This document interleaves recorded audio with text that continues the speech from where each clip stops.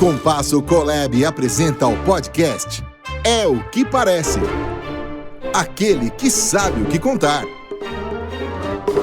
É o que Parece. Apresentação: José Francisco Queiroz e Antoninho Rossini.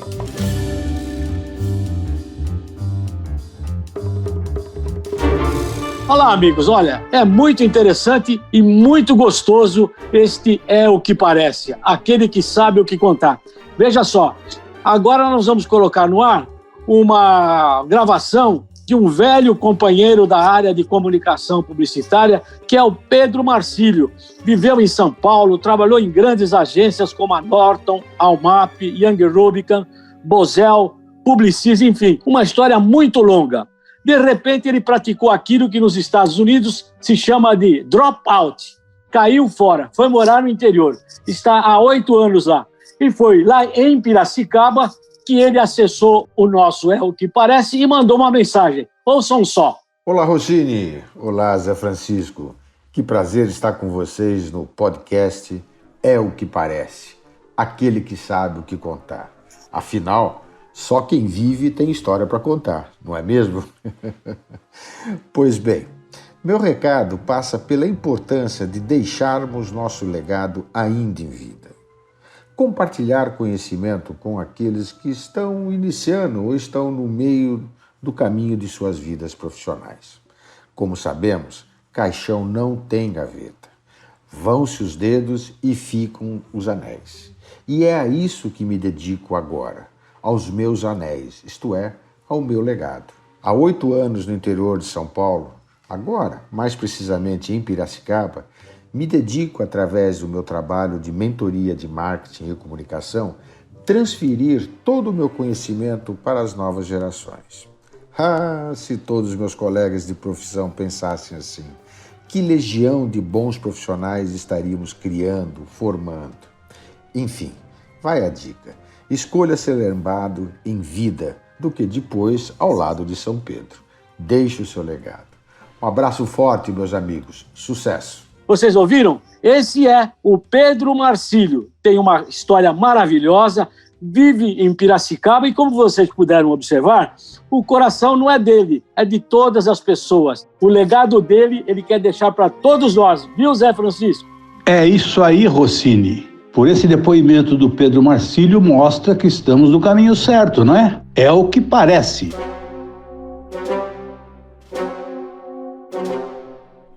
Estamos hoje com um novo capítulo. Eu e o Zé Francisco, cada um na sua respectiva residência, fazendo um teletrabalho com o estúdio do Loop, tentando dessa vez falar sobre um tema que é oportuno. Aliás, é mesmo sobre esse tema que a gente vai falar. É sobre o trabalho à distância. A posição que a gente discute hoje, se vai dar certo, não vai dar certo, se essa correria de trabalhar em casa já está solucionada ou não, é um pouco cedo, mas no decorrer do nosso bate-papo de hoje, eu gostaria muito que os nossos seguidores, nossas seguidoras, soubessem de uma série de fatos interessantes a respeito disso. A gente está considerando uma grande novidade, buscando alternativas, criando unidades de hub para poder conglomerar as pessoas que trabalham em casa, mas isso já estava previsto há pelo menos 50 anos passados. Zé, conta um pouquinho o que você sabe, e depois eu vou levantar o tema aqui do meu ponto de vista. Eu acho que tem uma mudança. Alô, meus amigos, muito prazer estar aqui de novo com vocês, desculpe não ter saudado antes.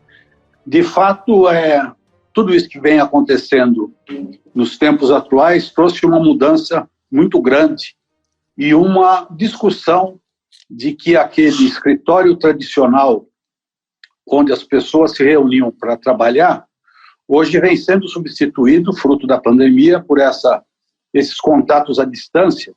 E a grande pergunta é como é que vai acontecer daqui para frente. Criou-se um novo hábito, criou-se uma facilidade que a internet vem dando para que as pessoas possam trabalhar à distância. Isso vai deixar um resíduo e uma mudança no comportamento das empresas. E no nosso caso, que lida com a comunicação e o jornalismo, particularmente aí na comunicação, essa coisa do contato entre as pessoas, da conversa, do olho no olho, sempre teve um peso muito importante. Nós hoje temos uma dúvida se essa operação à distância vai inibir possibilidades de desenvolvimento de trabalhos em que naturalmente possa haver uma contribuição das pessoas de quando elas estão frente a frente. Acho que é um ponto de interrogação pela frente. No meu caso, o tempo que eu vivi particularmente em agência de propaganda, em veículos de comunicação e também anunciantes, esse contato para mim sempre foi primordial. Pode ser até por uma maneira como eu sempre encarei o trabalho, de fazer um trabalho cooperativo, mas mesmo casos em que eu convivi, de que se surgiam grandes ideias a partir de uma ideia, essa ideia sempre foi melhorada, aprimorada, direcionada através de uma conversa, de um contato, repito, do olho no olho. E eu acredito que isso ainda seja um ponto importante para o futuro do trabalho na área da comunicação. Você concorda, Rocinho? Concordo plenamente. Você está se referindo ao novo ambiente corporativo. No meu ponto de vista, ele realmente é primordial, especialmente naquilo que a gente fala, da sensibilidade. Quando a gente está tratando de um negócio remoto, que é uma peça de um veículo, discutir a melhor colocação de um objeto qualquer é uma coisa. Agora, quando você fala de criar, e a criação ela é intangível, ela está, como você disse, Zé Francisco, no olho, no contato com as pessoas. Eu, por exemplo, trabalho editando livros com um diretor de arte que é fabuloso. Eu digo para ele que nós não precisamos conversar muito. Eu dou os originais, um briefing de 5 linhas para ele e olho no olho dele e entrego como se estivesse entregando todo o meu projeto que ele já sabe que vai fazer. E é verdade. E isso está faltando. Estou percebendo claramente que há, no meio das agências de propaganda, uma busca do chamado hub. Um encontro periódico entre os criativos para discutir a melhor forma de atendimento, a melhor forma de se estabelecer campanha. Aliás, tem uma agência, Zé Francisco, que muito recentemente anunciou que fez 150 campanhas publicitárias pelo sistema remoto. Eu prefiro não dizer o nome da empresa porque eu não tenho certeza, não me lembro ter visto peças que estivesse com indicação que partisse dessa premissa da distância total. Mas, de qualquer maneira, como você, chego até a ter a impressão de que sem o contato, sem o olho no olho, fica muito difícil trabalhar na propaganda, criando com a qualidade que sempre a propaganda brasileira criou. Nesse particular, de trabalhar remotamente, o chamado teletrabalho, tem particularidades que nós estamos vivendo agora. O Brasil entrou nessa situação em função da pandemia, do Covid-19, enfim, houve um processo de aceleração em busca de alternativas para a máquina definitivamente não parar. Mas tem, primeiro, o aspecto legal. A consolidação das leis do trabalho, elas não permitem esse tipo de trabalho. Mesmo porque, se você for levar na ponta do lápis, tem o aspecto da pessoa não ter mais expediente de trabalho, não se sabe de que hora começa a trabalhar nem a hora que termina. O processo também envolve, de uma forma muito marcante, a questão de custos. Por quê? Porque como é que a pessoa vai avaliar o trabalho dela? Num horário de almoço, as pessoas têm lá o seu vale-refeição e acabam se encontrando, até conversando sobre trabalho e futebol, inclusive. Mas esse momento também está fora do contexto. E a consolidação das leis do trabalho abriu um apêndice temporário em função da realidade que nós estamos vivendo, mas essa realidade vai terminar daqui a pelo menos 2 meses, acho. Estou percebendo de que talvez, se for renovada essa possibilidade de se trabalhar remotamente de uma forma legal, a consolidação das leis do trabalho vai precisar rever isso. Ninguém fala nesse assunto agora. Todo mundo está querendo matar o índio que está mais perto, mas se esquece que tem essa particularidade, Zé. Sua observação é muito importante. Esse ponto aí da lei trabalhista e o controle da hora trabalhada, ela tem a ver não só com a quantidade, como o momento, né? Eu, por exemplo, assumi uma posição. eu evito trabalhar, tenho a facilidade do acesso que eu tenho todos os dias, mas eu evito trabalhar nos fins de semana. Eu evito trabalhar a partir de uma certa hora da noite, para pelo menos ter uma regra, para não ficar só na dependência desse uso abusado que a facilidade da internet traz, mas que acaba roubando um pouco da vida que nós temos que levar. Então, esse controle é uma coisa pessoal, agora, que interfere diretamente como é que isso vai ser controlado legalmente. Eu concordo plenamente com você. Outra particularidade também, que você não citou, você criou uma metodologia que é realmente digna de ser observada, porque você acabou tendo um controle, você tem lá seus minutos de folga, um determinado horário você para, e tem que parar mesmo, porque senão a gente vira escravo. E também um outro detalhe que é fundamental, é a questão de estrutura de trabalho. Nem todo mundo, nós falamos de propaganda, de marketing, de jornalismo, nem todo mundo tem condição de trabalhar a contento. Apesar de que a tecnologia está evoluindo, ainda há falhas do sistema de internet, há falhas do sistema de comunicação. Então, pode-se prejudicar um trabalho a partir do momento que a pessoa está fora do seu ambiente de trabalho, onde, mudando de uma mesa para outra de um colega, pode concluir aquele assunto que estava sendo cuidado. O home office veio para ficar. Para mim é indiscutível isso. Mas só que precisa ter o que você já tem, Zé Francisco, uma metodologia. Você faz, trabalha, para e vai continuar a sua vida no dia seguinte, ou então no momento que você achar mais oportuno. E outro detalhe também que é fundamental, reunião virtual, mais ou menos o que a gente está fazendo aqui, não é? Ela é virtual, a nossa não tem nenhum comprometimento a não ser passar uma informação consistente e correta, mas numa reunião virtual, onde vai se decidir um investimento publicitário, um planejamento estratégico, uma reunião virtual com a melhor competência e desejo dos parceiros que estão participando dela, fica muito difícil ser totalmente alcançada e atingida. Algum seguidor que esteja ouvindo a gente, acompanhando, acha que eu estou falando um absurdo, mas não é.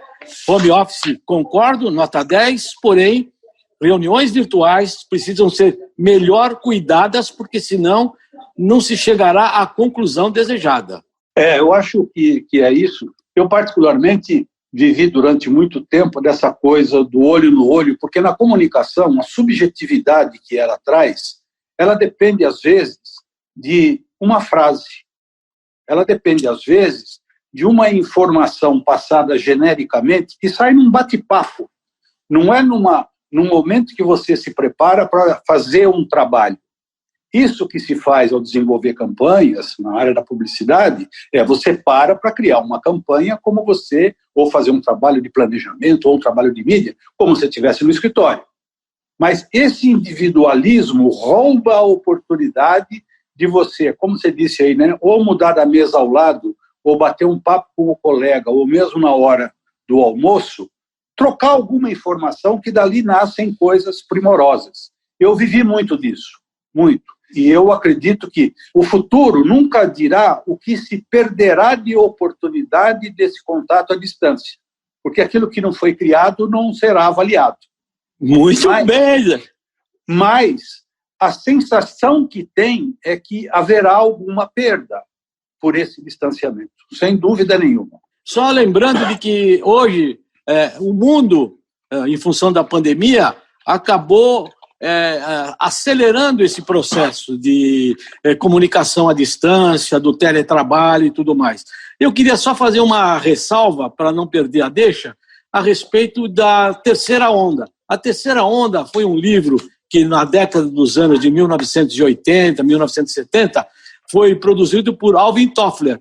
E ele previa tudo o que está acontecendo agora. Olha, ele já há 45, 50 anos atrás, já imaginava de que o mundo teria esse distanciamento, teria outras necessidades em função de mudanças radicais, inclusive na sociedade. Ele já previa a redução de nascimento de filhos, de casamentos estáveis. Então, esse livro do Alvin Toffler A Terceira Onda, ele tem 3 livros publicados, ele já morreu, porém, a Terceira Onda fica muito claro de que não há nenhuma novidade. Tudo está acontecendo de forma acelerada agora por causa da pandemia, por causa desses acontecimentos. De verdade mesmo, penso eu que nós teremos que fazer uma pausa na medida do possível para rever pontos de vista e tecnologias, porque do contrário a gente não vai chegar a lugar nenhum. Perde-se oportunidade, pelo menos. Eu queria resgatar uma história, já que o nosso É o que Parece é para contar também histórias, que eu acho que, para mim, foi um momento vivido, que eu participei, e que é uma história que mostra muito o quanto que a soma de ideias, de complementos sobre uma única ideia e o quanto que contatos para viabilizar aquele projeto foi importante. Eu vou retornar aqui há muito tempo, vou retornar a 1999, estamos falando de 21 anos atrás, em que eu participei de um projeto que se chamava Mude o Brasil em 1 minuto. Esse causo, ele está contado por mim no nosso livro, do É o que Parece, foi um dos causos que eu contei, e me marcou muito, porque a história é o seguinte: em 1999, isso que hoje nós temos de internet não existia, né? A internet estava engatinhando. Eu costumo dizer que é o tempo da internet a lenha. Não eram todas as pessoas que tinham acesso, estava começando. E a nossa querida Ruth Cardoso, mulher do Fernando Henrique Cardoso, então primeira-dama do país, ela tocava um projeto voltado para comunidades carentes, se chamava Comunidade Solidária, e ela tinha 5 projetos. Um deles se chamava Capacitação Solidária. O que era o Capacitação Solidária? Era um projeto de capacitar jovens para o trabalho de famílias de baixa renda e de baixa escolaridade, que pudessem criar uma profissão, desenvolver um trabalho na região onde morava, na cidade onde morava, e não necessariamente precisasse deslocar para grandes centros urbanos buscando um trabalho adequado. Esse era um dos 5 trabalhos que o Comunidade Solidária fazia. Na época, o Alex Pericinoto, nosso velho e querido amigo, ele era secretário de comunicação do governo Fernando Henrique e nos procurou lá na Norton para a Norton se candidatar a fazer um trabalho voluntário de desenvolver uma campanha que pudesse fazer com que o Capacitação Solidária fosse conhecido e que houvesse a possibilidade de se conseguir contribuições, tanto de empresas quanto de pessoas, para um orçamento que na época era previsto em $2 milhões em 2 anos. Era o projeto que a dona Ruth tinha. E ficamos com esse projeto alguns dias ruminando, porque nós tínhamos aí, acho que, 2 problemas, né? Um é que as pessoas não conheciam o que era capacitação solidária. Como é que você vai fazer algum apelo de contribuição se você nem sabe direito para que fim vai? Segundo, por ser um projeto ligado à dona Ruth Cardoso, era natural que se pensasse que quem devia estar fazendo esse trabalho era o governo federal. Só que o Comunidade Solidária não vivia de receitas do governo, vivia de receitas da iniciativa privada. E não tinha nenhuma ligação direta. Então, eram 2 problemas que existiam. Quer dizer, não adianta fazer uma campanha, sair pedindo anúncio aí para quem nem sabe direito o que é, e se sabe, acha que é o governo que tem que tomar conta. Pois bem, em contato informal, um dia, tomando um lanche, Mário Castelar da Silva, brilhante homem de planejamento que foi da Norton, hoje lamentavelmente falecido, comentou comigo de que ele tinha descoberto na primitiva internet um negócio chamado Hunger Site. E o que era o Hunger Site? É a história de um pequeno lojista num condado dos Estados Unidos que ele resolveu fazer uma campanha comunitária pedindo para a sua comunidade na internet de que as pessoas fizessem a doação de $1 para que esse dinheiro fosse destinado a diminuir a fome de pessoas pobres da cidade. Era uma coisa local. Essa campanha fez um sucesso extraordinário, com o tempo virou um mote internacional. O Hunger Site passou a ser rapidamente numa ação de ajudar pessoas a matarem sua fome no mundo todo. E eu entrei na internet e verifiquei, na época, o resultado que esse Hunger Site tinha. Ele, na época, já estava instalado em 170 países e 60% das doações vinham, óbvio, do próprio Estados Unidos. A curiosidade foi que o segundo país que mais contribuía para o Hunger Site naquela ocasião, nada mais nada menos do que o Brasil. 5% das doações eram do Brasil. Ali nós achamos um caminho, uma ferramenta nova, pequena, desconhecida, mas que poderia desenvolver um trabalho de contribuição, só que nós invertemos um pouco a coisa. Ao invés das pessoas serem chamadas a doar um dinheiro, nós fomos procurar empresas que pudessem nos garantir uma doação para o programa e, em troca, nós ofereceríamos um agradecimento dessas empresas de uma forma randômica no site a cada valor doado. Como é que era a cada valor doado? As pessoas eram chamadas apenas para dar um clique, entrar no site, conhecer o que era o Capacitação Solidária, e o preço das pessoas era dar um clique. Ao dar um clique, aparecia randomicamente o agradecimento das empresas que estavam patrocinando e, óbvio, dando dinheiro para o Capacitação Solidária. Nós, para fazer esse trabalho, desenvolvemos todo o projeto. É óbvio, na época, como é que faz para as pessoas acessarem a internet para conhecer o Capacitação Solidária? Repito, com a internet mal começando, né? Então, nós fomos até o UOL, que na época também estava num processo inicial, mas já avançado, e conseguimos negociar com eles de colocar uma página, uma chamada, um banner, na primeira página do UOL, para as pessoas entrarem ali e conhecerem o Capacitação Solidária, e aí fazer o seu gesto de doação, que era dar um clique. Para isso, nós fizemos uma campanha na mídia de massa, em revistas e televisão, para as pessoas acessarem o UOL. Para ter a garantia da exibição, já que era uma campanha benemérita, nós acertamos com a Editora Abril e com o SBT a veiculação de uma campanha, só que nós pagaríamos alguma coisa por isso, para poder ter a garantia da veiculação. E nós pagamos, então, e negociamos, que nós pagaríamos 10% do valor da tabela de preço desses dois veículos. Criamos uma campanha, na época a campanha foi criada pela Norte Oeste, do nosso Cardona, que já mencionamos aqui, e com a criação do Henrique Slow, chamado na época de Carneiro, e ele criou uma campanha dizendo: mude o Brasil em 1 minuto, a solidariedade é uma moeda forte, chamando as pessoas para o site do UOL. Contratamos também um serviço de 0800, na época necessário, na época 0800 funcionava, em que funcionava ali como para esclarecer dúvidas a respeito do nosso projeto. Então, fazia um receptivo para esclarecer as pessoas. Campanha pronta, levamos a dona Ruth e ela ficou assustada com toda essa novidade. E ela falou: vamos fazer o seguinte, eu tenho um amigo que se chama José Safra, dono do Banco Safra.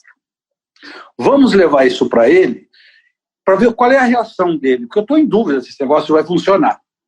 Aí fomos na primeira reunião ao seu José Safra, fizemos a apresentação do projeto e a resposta dele foi fantástica. Ele falou assim: Ruth, você vem sempre aqui pedir o meu dinheiro para ajudar os seus trabalhos. E eu sempre colaborei. Agora, dessa vez, você está fazendo mais, você está me trazendo um troco. Porque o troco era a divulgação que o Banco Safra teria nos cliques que seriam dados pela internet. E óbvio que ele concordou e bingo, né? Conseguimos o primeiro cliente. Visitamos mais de 20 empresas, conseguimos 16 empresas que deram uma cota fixa de 2 milhões de reais. Na época, 2 milhões, que era o dinheiro que ela precisava de 2 anos, significava aproximadamente 1 milhão e 100 mil dólares. Pois bem, dessas 20 e tantas empresas visitadas, nós conseguimos a adesão de 16 delas.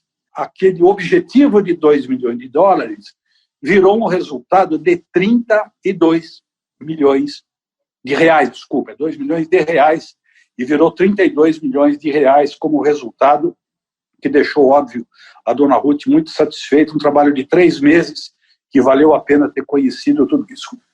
Toda essa história cumprida, hoje, com as ferramentas que existem, seria até mais viável realizar um projeto semelhante do que se fazia lá em 1999. O que eu tenho dúvida é se isso aconteceria hoje com um contato à distância, e eu tenho dúvidas.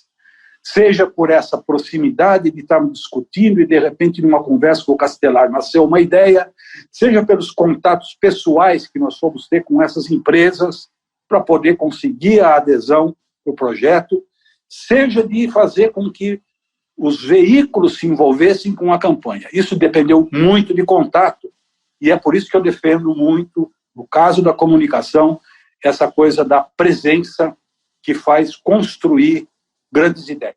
Olha, Zé, eu quero aproveitar a tua deixa. Aliás, essa história que você acabou de contar, eu conheço parte dela, porque a seu convite eu participei, dando um suporte de comunicação. Então, nota 10. É séria, foi sensacional. O evento final foi no Rio de Janeiro, no Maracanãzinho, um evento inesquecível.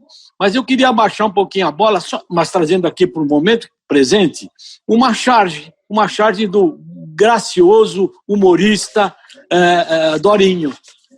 Recentemente ele publicou no próprio Mark uma charge dele, mostrando ele, figurativamente, deitado numa poltrona e tendo ao lado um psicólogo que estava analisando ele.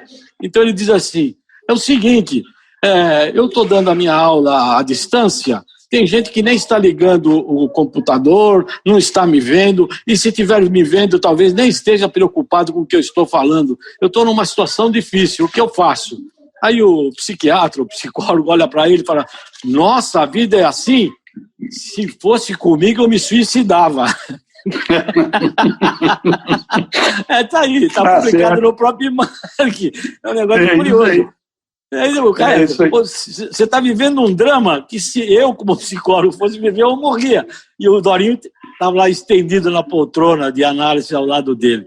Mas é isso, Zé. Acho que a gente se alongou no tema, mas é importante deixar aqui para os amigos do El que parece essa forma de nem questionar, mas de refletir sobre um tema que estamos vivendo, e ele foi impulsionado dada a situação da pandemia que o mundo está vivendo. De qualquer maneira, fica aí a nossa visão, que é de pessoas que vivem a comunicação. E de verdade mesmo, o olho no olho, o aperto de mão, enfim, essa convivência de colegas dentro de uma redação ou dentro de um departamento de criação, de planejamento de uma agência, são fundamentais, são atitudes que não podem ser perdidas jamais. Eu vou só repetir uma coisinha que eu disse há pouco, que alguém, uma mentalidade, um esforço de equipe precisa disciplinar esse teletrabalho, porque senão chegará um momento que as pessoas não vão mais se entender. Essa é a minha visão. Ou, repito, perderão oportunidades que nunca virão à tona, porque elas estarão perdidas. Eu queria encerrar minha participação, me lembrei, ao você propor esse tema, de certa vez eu li, tempos passados, numa das entrevistas do Washington Oliveto, eu não me lembro se foi por escrito ou pela TV, mas me marcou que ele disse que boa parte das campanhas fantásticas que ele criou, muitas vezes ele tirava a ideia ao bater um papo com o cliente quando discutia-se os objetivos daquela campanha. É uma frase, um pensamento, algo que veio de lá de dentro do cliente ao conversar com ele, em que ele descobria ali que ali estava o caminho. Não estava no papel do briefing. Ali é que estava. Este sinal subjetivo, ele é inerente ao processo criativo e deverá ser buscado sempre. Falei muito hoje, Rossini, você propôs o tema e eu acabei me lembrando de uma história muito longa, mas verdadeira e marcante. E hoje eu vou abrir mão de dizer a frase do dia e passo a você, hoje, a frase do dia. Pois bem, A frase do dia é a seguinte. A frase do dia. Abre aspas. A mudança não é simplesmente necessária para a vida. Ela é a própria vida. Fecha aspas. Quem disse foi Alvin Toffler, quem eu recomendo a leitura do livro. Ele tem 3 livros, mas eu recomendo A Terceira Onda, porque tudo está lá embutido e escrito há 40 ou 50 anos passados. Muito obrigado, pessoal. Muito bom, prazer estar com vocês e até a próxima. É o que parece. Aquele que sabe o que contar. Apresentação: José Francisco Queiroz e Antoninho Rossini. É o que parece. Realização: Compasso Colab.